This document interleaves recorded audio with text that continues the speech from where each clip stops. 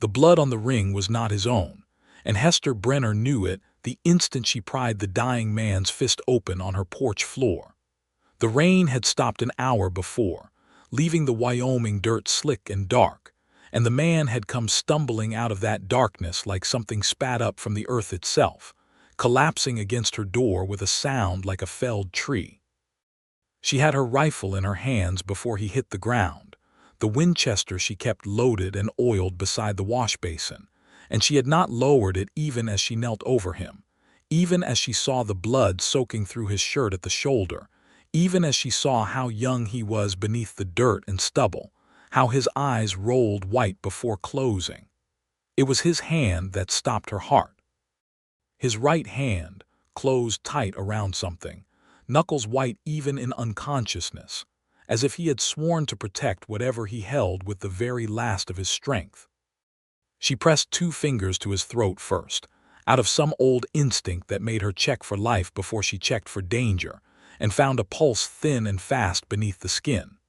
Then, because she had never in her life been a woman who left a mystery unopened, she worked his fingers loose one at a time. The ring fell into her palm with a small, heavy sound. She knew it before her mind could form the words. She had watched her brother Samuel slide that very ring onto his own finger the day he turned 18. A plain band of gold with their mother's initials scratched crude into the inside.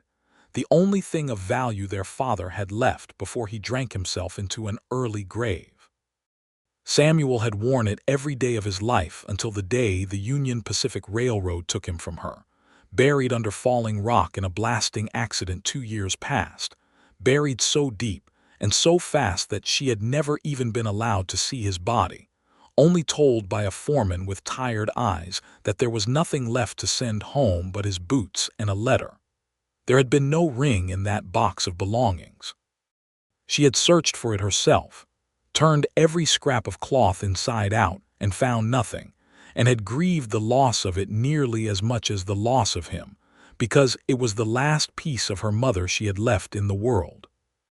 And now it lay in her hand, warm from a stranger's fist, while that stranger bled out on her porch.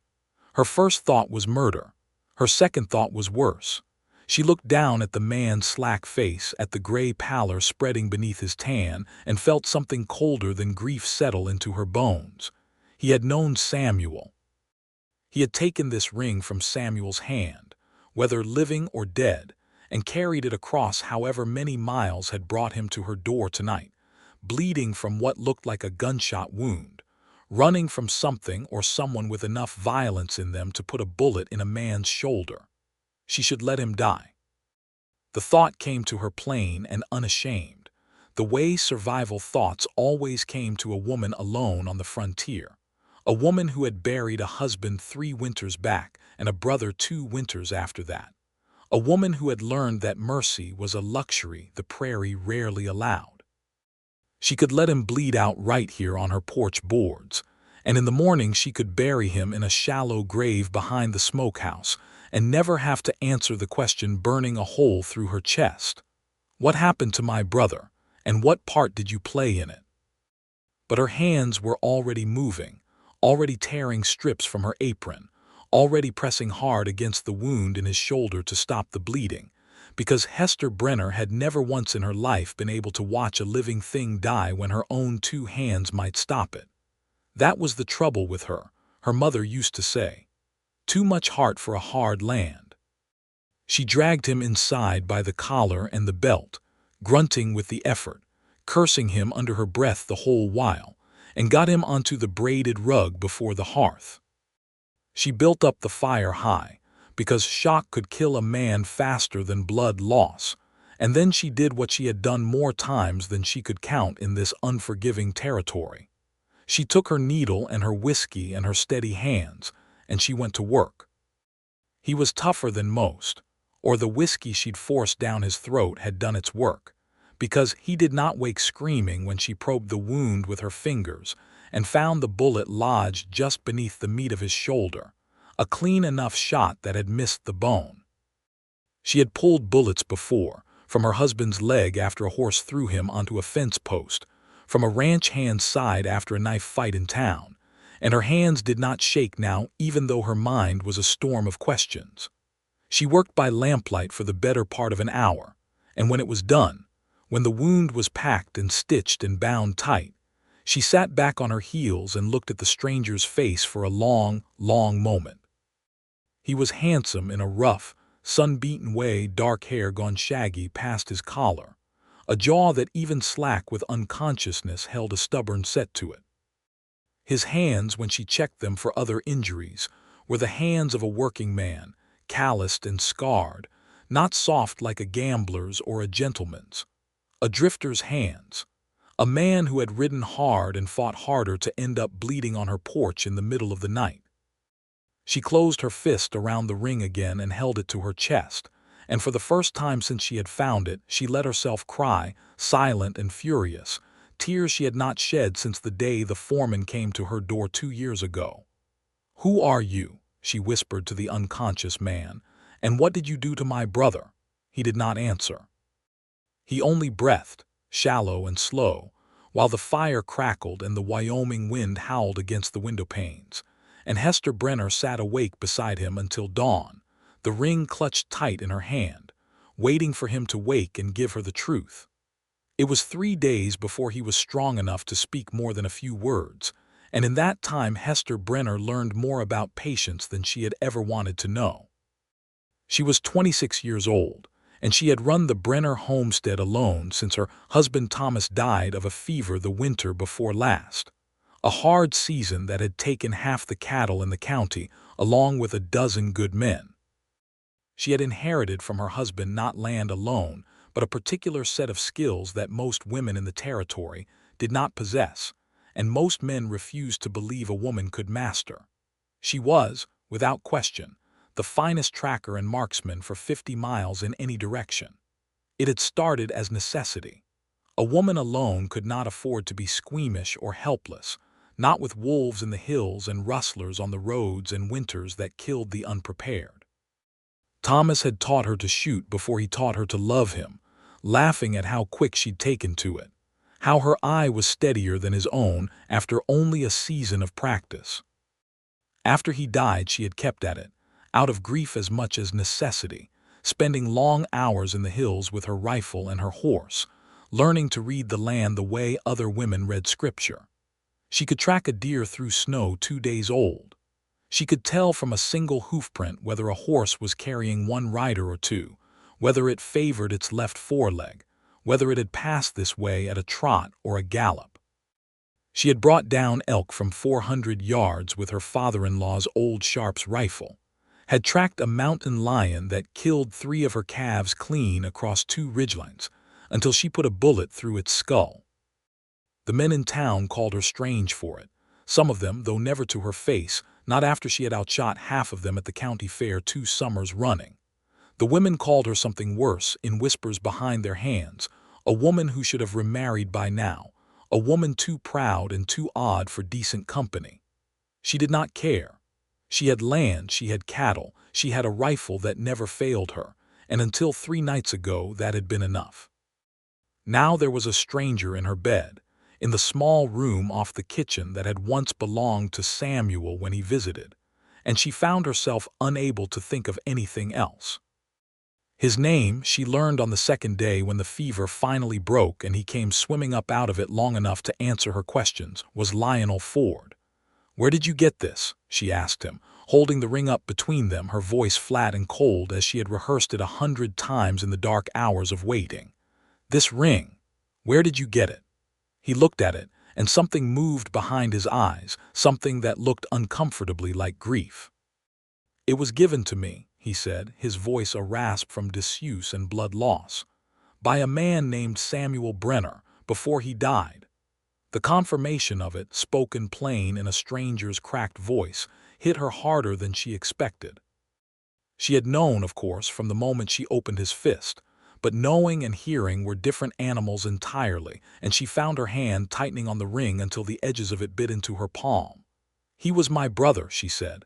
Lionel's eyes widened, and for a moment the pain and fever seemed to clear from them entirely, replaced by something startled and searching. "Brenner," he repeated. You're his sister, Hester. He spoke of me.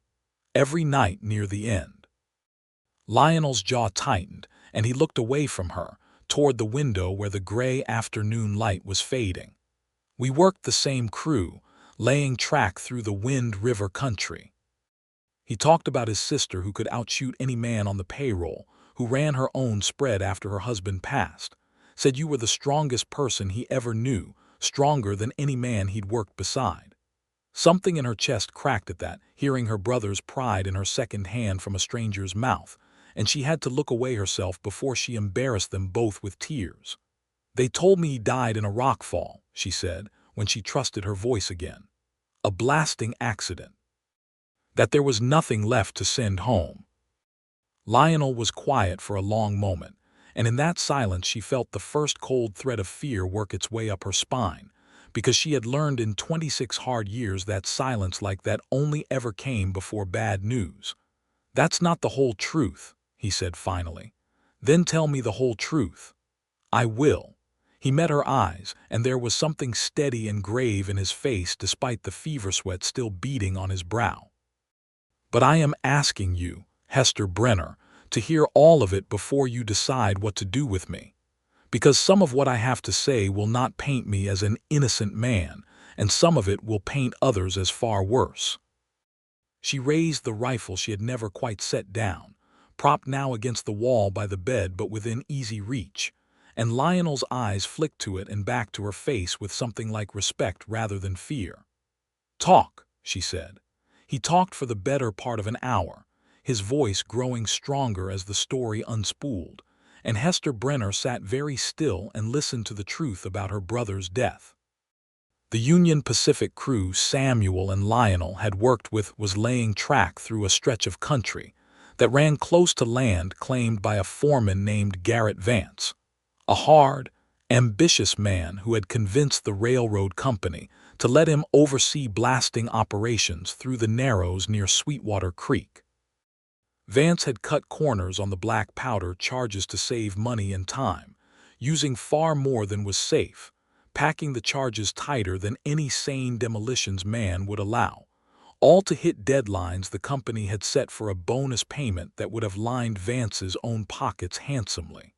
Samuel had known it.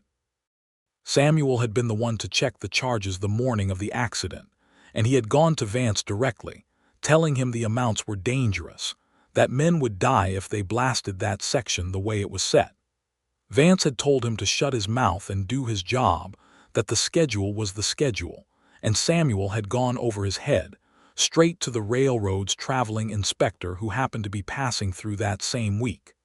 The inspector had promised to look into it. That night before he ever got the chance, the charges went off early, hours ahead of schedule, while half the crew was still working the Narrows clearing debris from the previous blast. Samuel had been among them. It wasn't an accident, Lionel said, his voice rough now with something that might have been guilt. Or it was an accident born of Vance's greed, which is a kind of murder even if the law would never call it that. 6 men died that day, Hester, your brother among them, and Vance made sure every report that went up the line called it bad luck, an unavoidable geological failure, nothing more. How do you know all this? She said, though some cold and terrible part of her already believed every word. Because I helped him carry the charges that morning. I was there when he argued with Vance. And I was 50 yards off when the ground came down, close enough to be thrown clear, far enough to live. Lionel's hand had curled into a fist against the quilt, and she saw now that his knuckles bore old scars, the kind a man got from fighting with more than his fists. Samuel didn't die instant. I got to him before the others did. He was pinned under rock, chest crushed, and there was nothing to be done for him, nothing but stay with him those last minutes. He knew he wasn't going to see another sunrise. He took the ring off his own hand and pressed it into mine, and he told me to find you, to tell you the truth of what happened, and to make sure Garrett Vance answered for it. Those were near enough his last words. The silence that followed felt like a held breath, like the moment before a rifle shot, and Hester found she could not speak at all for a long stretch of time, her mind turning over 2 years of grief and now this terrible clarifying fury that felt almost like relief, because at least now there was a name to hate, a face to hold responsible. "Why did it take you 2 years to bring me this ring?" she said at last, and her voice came out sharper than she intended, edged with all the suspicion she had not let go of even as his story rang true in every bone-deep way. 2 years, Lionel Ford. Where were you all that time?" His face closed like a door slamming, and for the first time she saw real shame there, raw and unguarded. "In prison," he said, "for a crime I did not commit, though I will not pretend I was blameless in all things before that. Tell me." Vance made sure of it, Lionel said. "He knew I'd been close to Samuel, knew I'd heard the argument, knew I might talk. So he had 2 of his men plant stolen railroad payroll money in my saddlebags and swore out a complaint to the county sheriff that I'd robbed the company safe the same week as the accident. It was easier to bury me under a false charge than to risk what I might say about the blasting. I spent 19 months in the territorial prison at Laramie before a cellmate's dying confession cleared my name enough to get me released. The moment I was out, I came looking for you, because I made your brother a promise with his blood still on my hands, and I do not break promises like that." She studied his face for a long, long moment, searching for the lie in it, the crack in the story that would let her dismiss him as a liar and a thief, and perhaps worse. She had learned to read men the way she read tracks in snow, learned it from years of dealing with cattle buyers and drifters, and men who thought a widow alone was an easy mark. She found no lie in Lionel Ford's face. She found only exhaustion and grief and a kind of stubborn honor that reminded her with an ache she did not expect of her brother himself.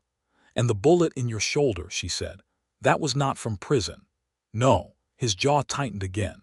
"Vance has men watching the roads out of Laramie, has for years in case anyone ever comes looking for the truth about Sweetwater Creek.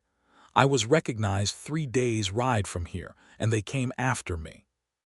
I lost them in the hills, or thought I had, until one of them put a bullet in me not 2 miles from your property line. I didn't know whose land I was on when I fell. I only knew I had to keep moving or die trying." "You could have died on my porch," she said. "I nearly did." He held her gaze, steady despite the fever flush still on his cheeks. "You saved my life, Hester Brenner. I don't take that lightly. And I intend to finish what your brother asked of me with or without your blessing, though I would rather have it." She sat with that for a long while, the fire popping softly in the next room, the wind still restless outside the window pane, and when she finally spoke again, her voice was quiet but iron-hard beneath the quiet. "Then you had best rest and heal quickly, Mr. Ford. Because if Garrett Vance is still out there thinking he got away with murdering my brother and 5 other men, then you and I are going to make certain he learns otherwise." Something shifted in Lionel's face then, something she would only understand much later as the first moment he truly saw her, not as a grieving widow to be pitied or protected, but as an equal in a fight neither of them had chosen but both of them intended to finish. "You would help me," he said, as if the idea startled him. "He was my brother," Hester said simply. "And this is my land and my law as much as any sheriff's badge makes it his. I do not forgive easy, Mr. Ford, and I do not forget at all. Vance took 2 years of grief from me on a lie. He will not take my brother's memory too." The weeks that followed changed the shape of Hester Brenner's days entirely, and though she would not have admitted it easily, they changed the shape of something in her chest as well.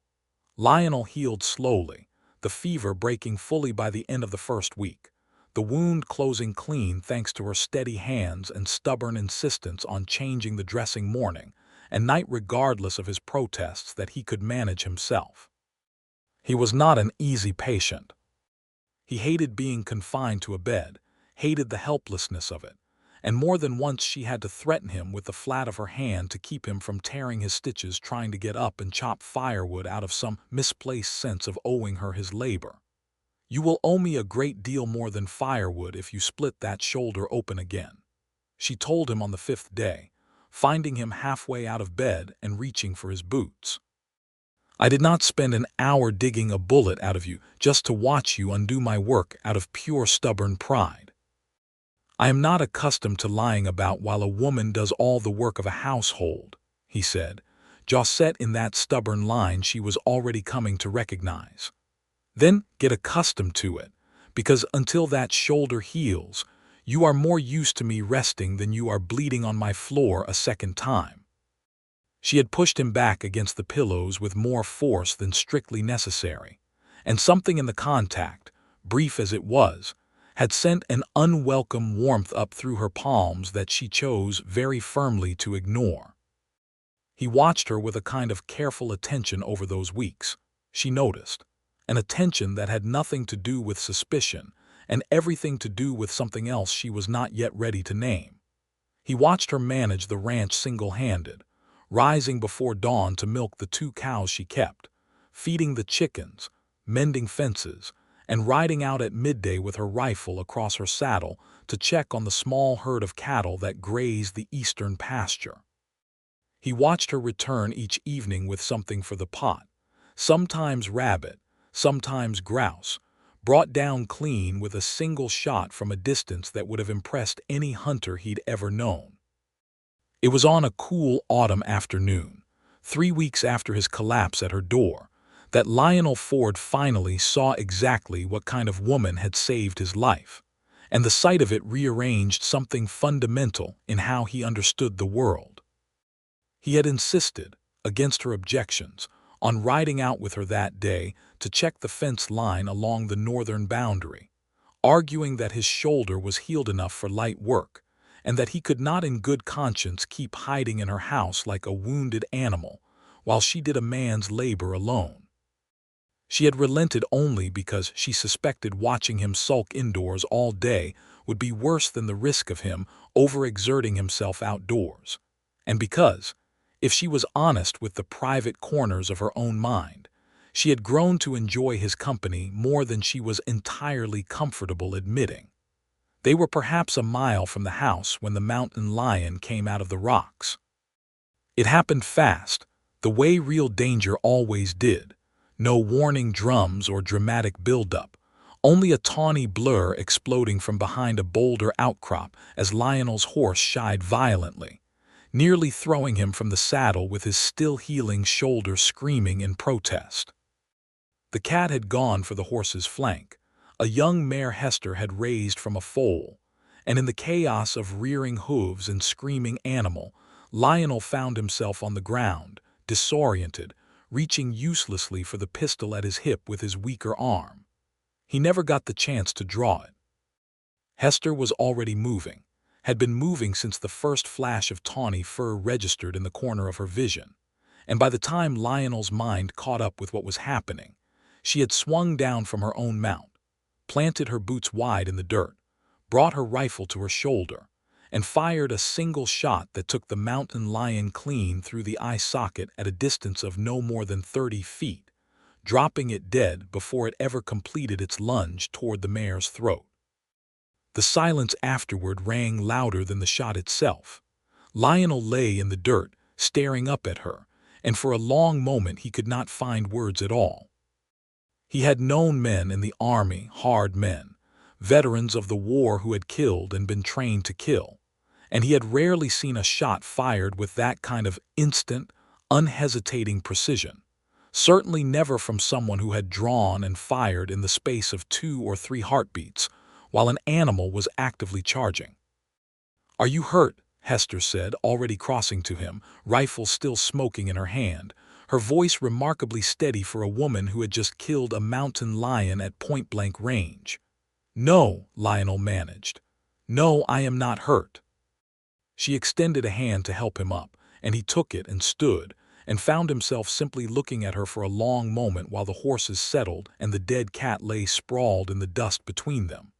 "That was," he began and stopped, because he could not immediately find the words that would not sound foolish.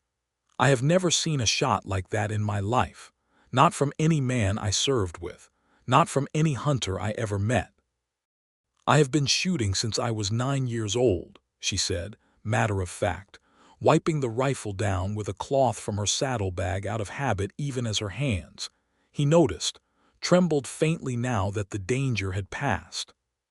My father taught me before he passed, and my husband taught me more after. There was no man to protect this ranch after Thomas died, so I became the protection myself.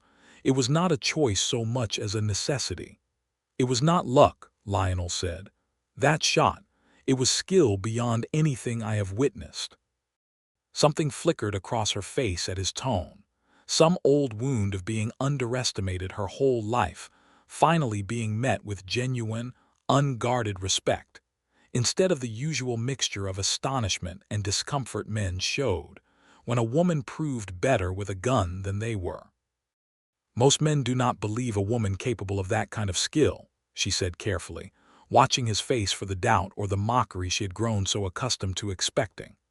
Most men are fools then, Lionel said, and there was nothing but plain sincerity in it.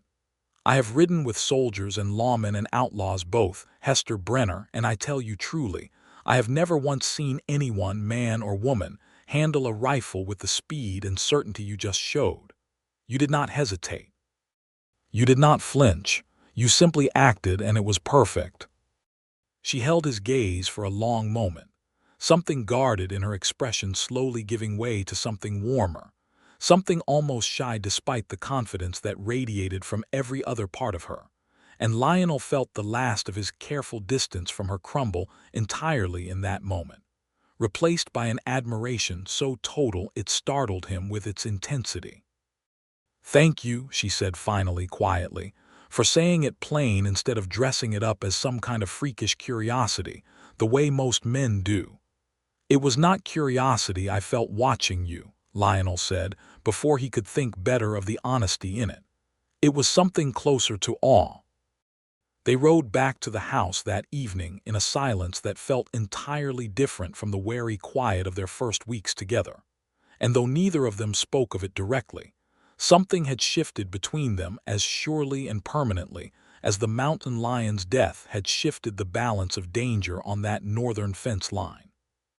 That night, after the horses were tended and the dead cat's pelts salted and stretched for later use, they sat together at her kitchen table over a supper of rabbit stew, and the conversation turned, as it inevitably would, toward the matter of Garrett Vance and what remained to be done about him. "He is still foreman on that line, so far as I know," Lionel said, pushing his empty bowl aside. "Still running blasting crews through the Wind River country, still cutting corners to line his own pockets. The railroad company never investigated deep enough to catch him, because his official reports were clean, and because dead men do not testify against their killers." "Then we need something more than testimony," Hester said, her mind already working the problem the way she worked every problem on her ranch, with cold, clear practicality rather than raw emotion, though the emotion simmered underneath every word regardless. "We need proof. Documents, witnesses, something the railroad company or the territorial marshal cannot simply dismiss." "There may be a way," Lionel said slowly. "Vance kept his own ledgers, separate from the official company records, tracking the money he skimmed from underweighting the powder charges and overbilling the company for supplies he never purchased. Samuel told me about them once, said he'd seen Vance writing in a small black book he kept locked in his own quarters, said he suspected it was evidence of the very fraud that led to the cut corners on the blasting charges." "Then we find that book," Hester said, as if it were the simplest thing in the world, though both of them understood exactly how dangerous such a plan would be. "Hester." Lionel leaned forward, his voice low and serious. "Vance is not a man who will simply let us walk into his camp and search his quarters. He has armed men working for him, men willing to shoot a fleeing drifter on a public road without a second thought. If we go after that ledger, we go into real danger, the kind that could get us both killed. I did not survive 3 winters alone on this land, Mr. Ford, by shying away from danger when the alternative was losing everything I had left," she said, and there was steel in her voice now, the same steel that had guided the rifle shot that killed the mountain lion. My brother is dead because of that man's greed. I intend to see him answer for it, whatever the risk to myself." Lionel studied her across the table for a long moment, the lamplight catching the fierce determination in her eyes, and he felt something in his chest tighten, with an emotion he had not expected to feel again after everything the last 2 years had cost him. "Then we do this together," he said. "Not because I doubt your capability. God knows I have seen enough now to know better than that, but because your brother asked me to see this through, and I will not let you walk into that danger without me at your side." "Agreed," Hester said, and extended her hand across the table, and when he took it to seal the bargain, neither of them let go quite as quickly as the moment strictly required. The plan they settled on over the following days was as careful as two determined, capable people could make it.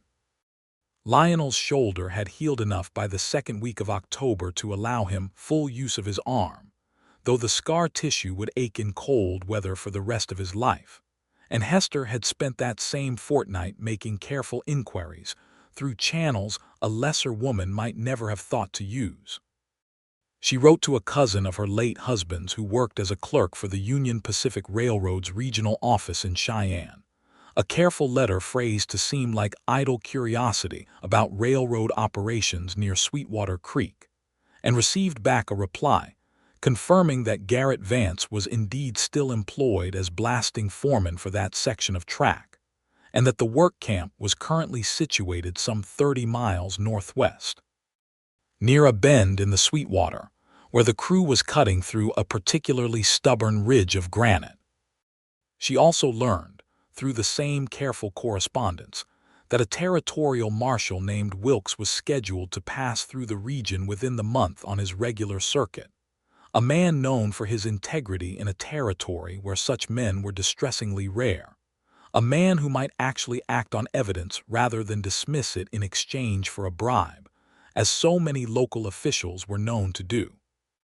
30 days, Hester said, spreading a hand-drawn map of the region across her kitchen table, marked with the landmarks she remembered from her one visit to that stretch of country years before, back when Thomas had taken her camping along the Sweetwater in the early days of their marriage. "We have 30 days to find that ledger and get it into Marshal Wilkes' hands before he passes back through this territory and moves on to his next circuit. That is not much time to plan a theft from an armed camp," Lionel said, studying the map with a frown. "It is enough time," Hester said, "if we are smart about it and if we use every advantage we have." The advantage she had in mind, it turned out, was her own considerable skill with a rifle combined with an intimate knowledge of the terrain that came from a lifetime spent reading the land the way other people read books. Over the following week, she and Lionel scouted the approach to the Sweetwater work camp from a careful distance, using field glasses borrowed from a neighboring rancher, mapping the guard rotations, the location of Vance's private quarters, the routines of the camp that would give them the narrow window they needed. It was during those scouting days that Lionel came to understand, in ways that went beyond the single dramatic moment with the mountain lion, exactly how formidable Hester Brenner truly was. She could read a set of hoofprints in the dust outside the camp and tell him with unnerving accuracy how many riders had come and gone in the past 2 days, which horses were shod and which were not, which direction supply wagons had traveled and how heavily loaded they had been. She could look at the smoke rising from the camp's cookfires and estimate, from the color and thickness of it, roughly how many men were being fed that evening. She moved through the rough country around the camp with a silent, economical grace that put his own considerable frontier experience to shame, choosing routes that kept them hidden in draws and behind rock formations that he would never have noticed on his own. "You move like you were born to this country," he told her one evening, as they lay flat on their stomachs atop a ridge overlooking the camp, field glasses trained on the lit windows of Vance's quarters below. "I was not born to it," she said quietly, not taking her eyes from the glasses. "I made myself suited to it because the alternative was being helpless, and I decided a long time ago that I would rather die fighting than live helpless." "There is nothing helpless about you," Lionel said, and meant it with his whole chest. She glanced sideways at him then, something soft breaking through the fierce concentration on her face, and for a moment neither of them was thinking about Garrett Vance or stolen ledgers or dead brothers at all. "You are not so helpless yourself, Lionel Ford," she said. "For a man who nearly died on my porch. I have been humbled thoroughly enough these past weeks to know better than to argue the point," he said, and she laughed, a real laugh, low and warm, the first he had heard from her since the night he collapsed into her life, and something in his chest turned over completely at the sound of it. They made their move on a moonless night 11 days later, timed to coincide with a payday celebration that would have most of the camp's men occupied with cards and whiskey in the mess tent, leaving Vance's private quarters guarded by only a single man who, according to 3 nights of careful observation, was prone to falling asleep at his post after the second hour of his watch. The plan required precision, patience, and nerve, 3 qualities Hester possessed in abundance, though Lionel found his own nerve stretched tighter than a wire as they crept down from the ridge in the darkness, moving from shadow to shadow with the guard's rifle glinting faintly 30 yards ahead, where he sat propped against a supply crate, chin already drooping toward his chest. Hester moved first, exactly as they had planned, circling wide to approach from the guard's blind side, while Lionel held position with his own rifle trained on the man in case the plan went wrong and violence became unavoidable. He watched her cross that open ground with a silent economy of movement that seemed almost impossible for someone not trained in military scouting, watched her reach the guard's position, and confirm with a small gesture that he was indeed asleep, watched her slip past him toward the dark shape of Vance's cabin without so much as a snapped twig to betray her passage. His heart did not stop hammering until she reappeared at the cabin door 15 minutes later, a small dark shape clutched against her chest, and gave the signal that meant success. They were a mile clear of the camp before either of them spoke above a whisper, and it was only when they finally stopped to rest the horses in a sheltered draw that Hester allowed herself to open the small black ledger by the shielded light of a single match, scanning the cramped handwriting within. "It is everything," she breathed, disbelief and triumph warring in her voice. "Every falsified purchase order, every underweighed powder charge logged against the true amount billed to the company. Dates, figures, even a note referencing the argument with Samuel 3 days before the accident, calling him, in Vance's own words, a problem that would need handling."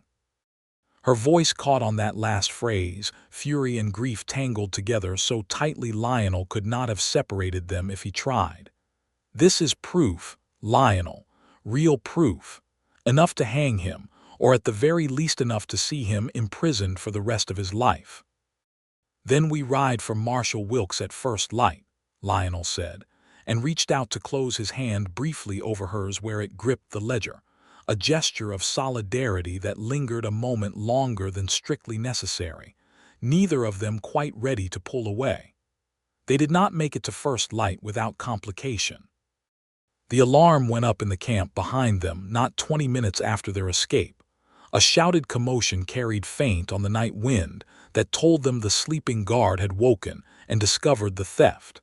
And within the hour they could hear the distant sound of riders fanning out across the dark country in pursuit.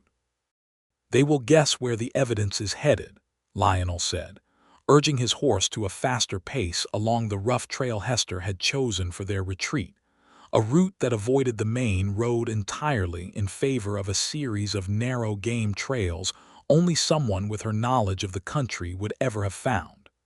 "Vance cannot afford to let that ledger reach a marshal. He will send every man he has after us. Then we do not go the way they expect," Hester said, already turning her horse off the trail entirely, cutting instead toward a rocky defile that Lionel would never have identified as passable in the darkness. "There is a shortcut through Coldwater Canyon that will cut 6 miles off the route to the marshal's usual way station at Bitter Springs, if we can manage the footing. Most riders avoid it because the canyon floods without warning after rain, but there has been no rain in 3 weeks, and I know every foot of that ground from tracking a wounded elk through their 2 summers back. Lionel had no choice but to trust her judgment completely in that moment, and as they pushed their horses through the darkness of Coldwater Canyon with pursuit closing somewhere behind them in the night, he found himself marveling once again at the sheer competence of the woman riding beside him, a competence that had nothing to do with luck or circumstance, and everything to do with a mind as sharp and capable as any he had ever encountered, man or woman. They emerged from the canyon just as the first gray light of dawn began touching the eastern ridgelines, their horses blowing hard but unhurt, and Hester's shortcut had indeed done exactly what she promised, putting them a full 2 hours ahead of any pursuit that might have followed the main road. It was in the relative safety of that dawn light, resting the horses briefly beside a trickle of clear water before the final push toward Bitter Springs, that Lionel finally said the words that had been building in his chest for weeks. Hester. He waited until she looked up at him from where she knelt refilling her canteen. I have known a great many people in my life. Soldiers, outlaws, lawmen, prisoners who had nothing left to lose. I have never known anyone, not one single person in all my years, who possessed the combination of courage and skill and sheer intelligence that you carry as easily as breathing. What you did back there in that canyon, what you have done every single day since I collapsed on your doorstep, it is nothing short of extraordinary, and I find myself entirely undone by it. She rose slowly, canteen forgotten in her hand, studying his face in the pale morning light with an expression he could not immediately read. "Undone how?" she said quietly. "I think you know how," Lionel said, and closed the distance between them before either of their considerable stubbornness could talk them out of it, and kissed her there beside the trickling water with the whole vast danger of the world still pressing close behind them. And she kissed him back without hesitation, one hand fisting in the front of his shirt, as if she meant to make certain he could not pull away even if he wanted to. When they finally broke apart, both of them slightly breathless, Hester let out a short, startled laugh. "I did not save your life on my porch," she said, "expecting to fall in love with you before the season turned." "I did not expect to fall in love at all," Lionel said, "not after everything the last 2 years cost me. But here I am, entirely lost to it, and I find I do not mind the losing one bit." They reached Bitter Springs by midday, and found Marshal Wilkes exactly where the Cheyenne correspondents had promised, a lean, weathered man in his 50s with sharp eyes that missed nothing as Hester laid the ledger before him on the rough table of the way station's single room, and explained, in clear and unemotional detail, the entire chain of events from Samuel's death to their theft of the evidence the night before. Wilkes read through the ledger in silence for nearly 20 minutes, his expression growing darker with each page, and when he finally looked up, there was a grim, focused anger in his face that told Hester more clearly than words that he believed every word of their story. "I have suspected foul play along that stretch of line for over a year," he said. 2 other blasting accidents under Vance's supervision before this one, both written off as bad luck by company inspectors who never looked too closely, likely because Vance greased their palms same as he greased his own reports. "This," he tapped the ledger, "this is exactly what I have needed to bring formal charges.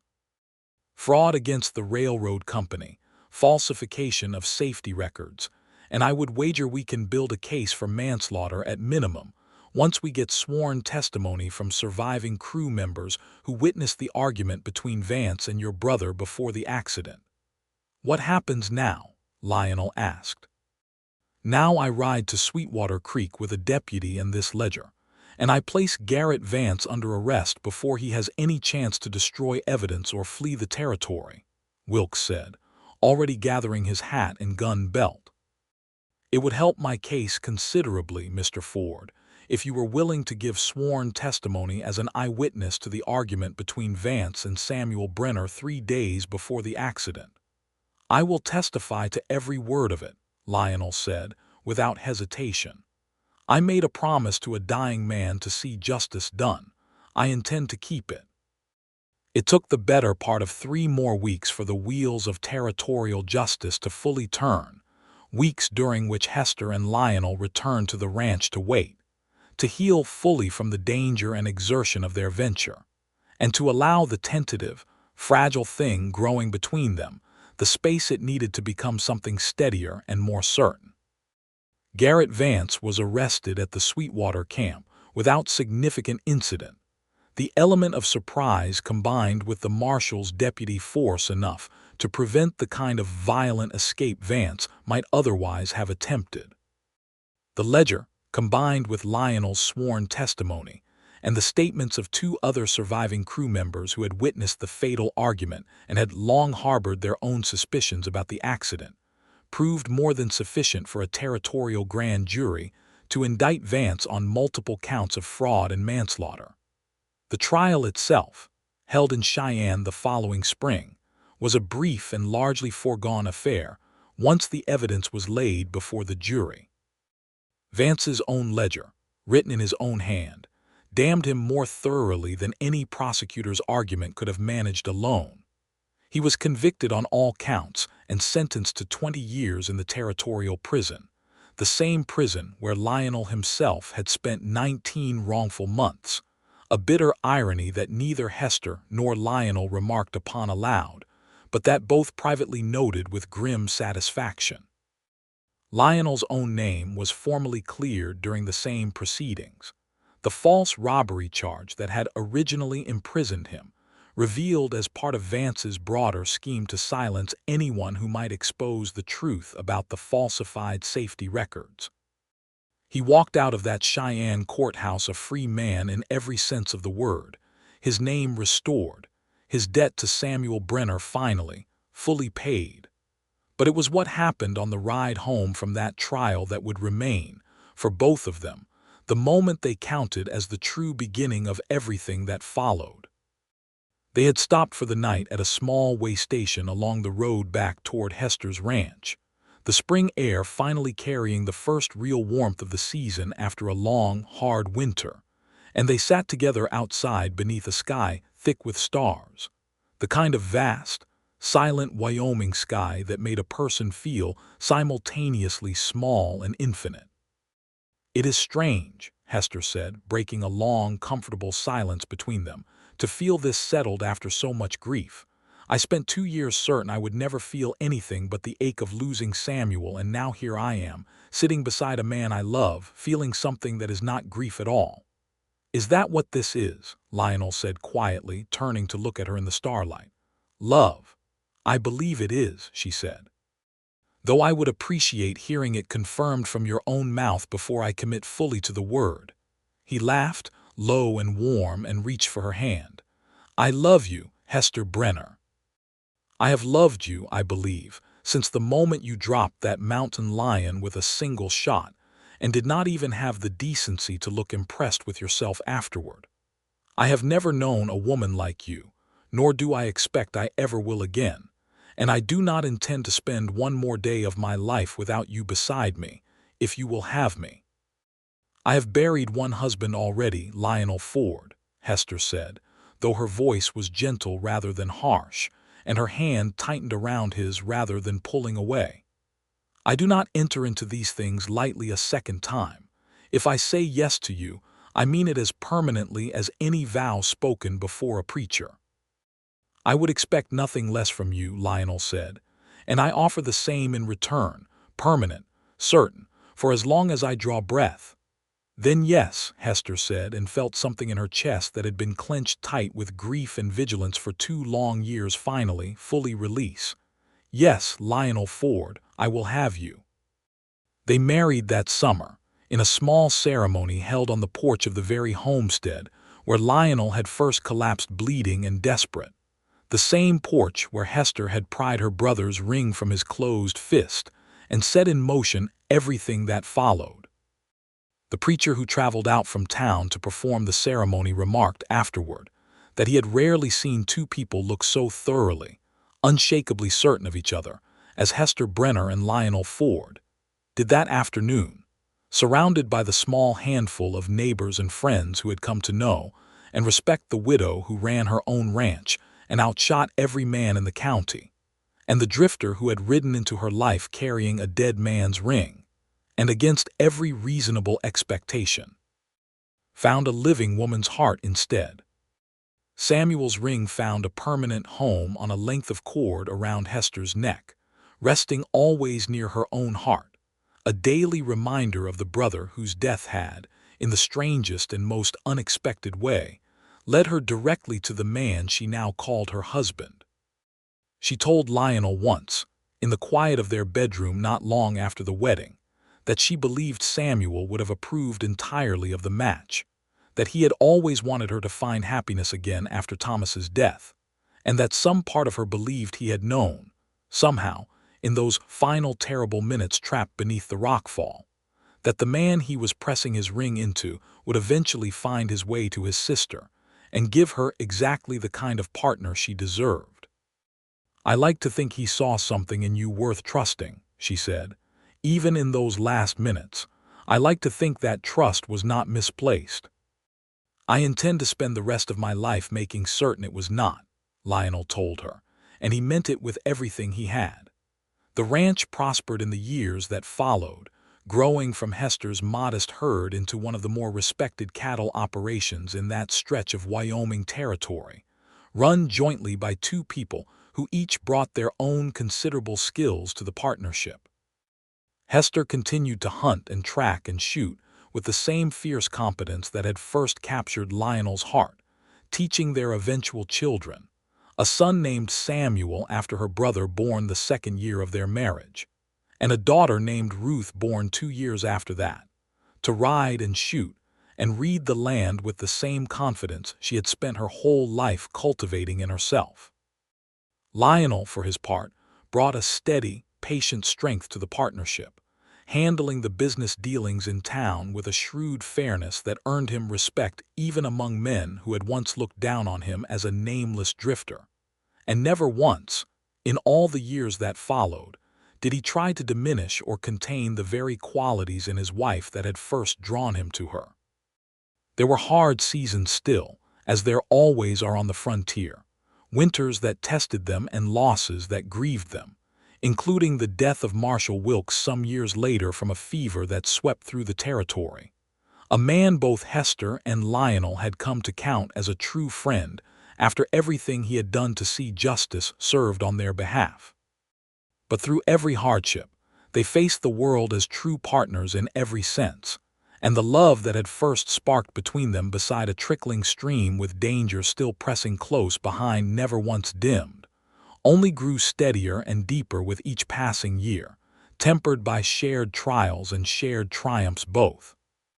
On quiet evenings, when the children were grown enough to occupy themselves, and the ranch work was done for the day, Hester and Lionel would sometimes sit together on that same porch where it had all begun, watching the sun set over the Wyoming hills, and she would reach up to touch the ring resting always near her heart, and think of her brother, and think of the strange, terrible, ultimately beautiful chain of events that had carried his memory across all those miles and delivered it, bleeding and desperate, to her very doorstep.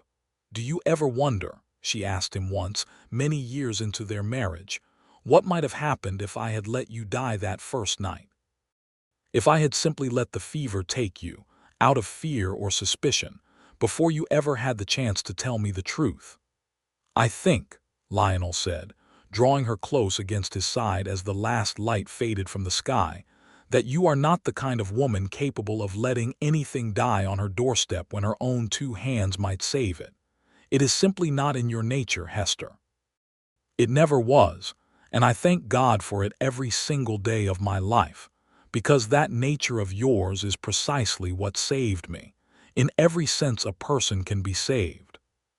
She smiled at that, resting her head against his shoulder, the same shoulder she had once stitched closed by lamplight with trembling but determined hands, and felt, as she felt every evening now, a deep and settled gratitude for the strange twist of fate that had brought a bleeding drifter to her door carrying her dead brother's ring, and had left in its place, against every reasonable expectation, a living, lasting love that neither grief nor danger, nor the hardest years, the frontier could offer had ever once managed to break.